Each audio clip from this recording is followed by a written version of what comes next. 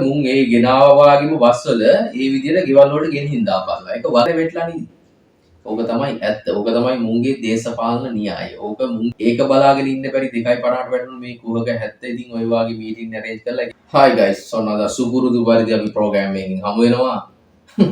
ඉතින් ඇත්තටම වර්තමාන ජනාධිපති අනුර කුමාර දිසානායක බය කරාට ගමටම ගිහිල්ලා පොඩි හනුම සද්දයක් දැම්මලු. ඔය පොඩි සද්දයක් විතරලු. අපිට පෙවුනා. ඊට කලින් අපිට කියන්න තියෙන්නේ පොඩි හනුමට බොන්න දුන්න කසිප්පු බොන්න දුන්නේ උන් බේබද්දු ටික හරියට ගෙවල් වලට එක්කාව වගේම ගෙනහිල්ලා ඇරලා බලලා. මොකද මුන් තැන තැන අර තමුත්තේගම ටවුන් එකේ වැටලා ඉන්න මුන් වාහනයකටවත් යට වුණොත් අහිංසක මිනිස්සු පා. මොකද මෙවුන් පේන්නේ නැහැ බඩ ගන්නවා. ඒ තරම් මුන්ට බොන්න දුන්නු වර්ග කියපාලා මොකද්ද කියලා. ඉතින් එතකොට මුන් ඒ ගෙනාවා වගේම බස්වල ඒ විදිහට ගෙවල් වලට ගෙනහින් දාපල්ලා. ඒක වගකීමක් උඹලගේ. ඒක තමයි අපිට කියන්න තියෙන පණිවිඩය ඇත්තටම. 2:50 විදියට දැන් අර අපේ thumbnail එකෙන් දකින්න ඇතිනේ කොහොමද සෙනග සූ ගාලා මුන්ගේ එක දෙයක් තියෙනවා පොඩි හනුම බැහැලා ඉදි වාහනෙන් දානවා කට්ටිය එතන තෙරපන්න කට්ටියේ ප්ලෑන් කරපු කට්ටිය වෙනවා පොඩි මිඩ් ෂොට් එකක පොඩි හනුම ස්ටේජ් එකට නගින එක පෙන්නනවා ලොකු වයිට් ෂොට් පෙන්නන්න බෑනේ එහෙමනම් තමුත්තේකම ග්‍රවුන්ඩ් නැත්තේ නෑනේ ග්‍රවුන්ඩ් තියෙනවා ඕනකා ඉතින් එතකොට කොහෙද අර පාළු අත්තක් තෝරගෙන තියෙන්නේ පාළු ලිඳවල් එක්ක පාළු අත්තක් තෝරගෙන තියලා පුටු ටිකක් දාලා. ඉතින් ඕක තමයි මුන් වැටුණු තැන. බංගලොත් වෙලා වැටුණු තැන 2:50ට වැටුණු තැන. ඉතින් ඒකත් එක්ක අපිට කියන්න තියෙන අර බේබද්දු ගෙනාවා වගේම අර නුගේ කොටරක් ගෙනාවේ සෙට් එකක්. උන් දන්නේ නැහැ කාගේ මීටින් එකකටද යන්නේ කියලා. ඒ තරම් උන්ට වෙරි. වොයිස් කට් එකක් මෙහෙම වොයිස් කට් එකක් දෙන්න ආවේ වට පස්සේ කියනවානේ අපි ආවේ මේ අනුර කුමාරගේ මීටින් එකට. උන් දන්නේ නැහැ. මොකද්ද මේ කියනකවා.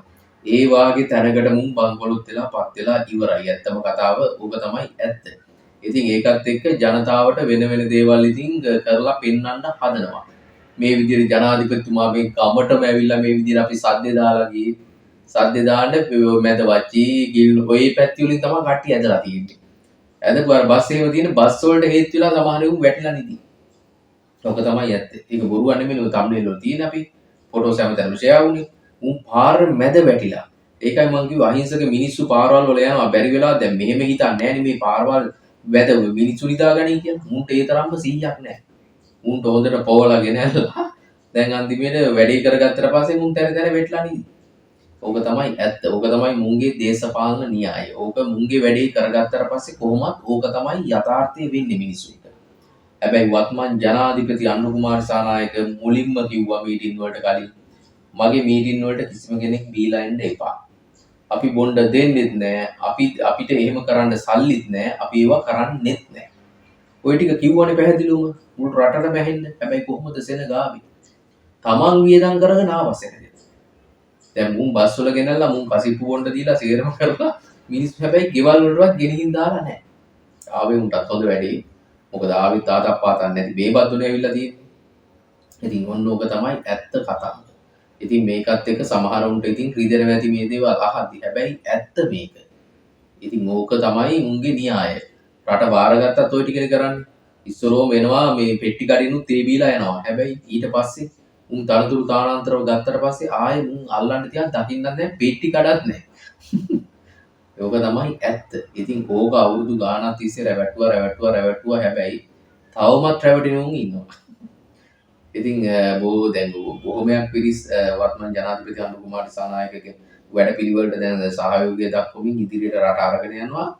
ඒක බලාගෙන ඉන්න බැරි 2:50ට වැටුණු මේ කුහක 70 ඉතින් ඔය වගේ මීටින් arrange කරලා එක දේවල් කරලා ජනාධිපතිතුමාට හයිය පෙන්නන්න හදලා ගමට ගිහිල්ලා. දැනෙන්නේවත් නැහැ. ඒකෙන් මොකද උනේ? ලැජ්ජ වෙලා කුජීත වෙලා අන්තිමට ආයෙ එන්න උනේ කියලා නේද උනේ? මුන් වැටලා ඉන්න තැන නෙමෙයිද ජනතාවට පේන්නේ. ජනතාව hina වුණ කෙරෙමිද උනේ? ඔන්න ඕක තමයි අන්තිමේට සිදු වුනේ. කොහොමද මේ රටේ සබාදාම කියලා එකක් තියෙනවා. රටේ විතරක් මේ ලෝකෙම තියෙනවා නේද? ඉතින් සබාදාම ටුටින් කාටවත් යන්න බෑ. ඉතින් මොන විදිය මොන දේ කරත් ඉතින් මුන්ට අනිවාර්යයෙන්ම යන එනමක් නැහැ.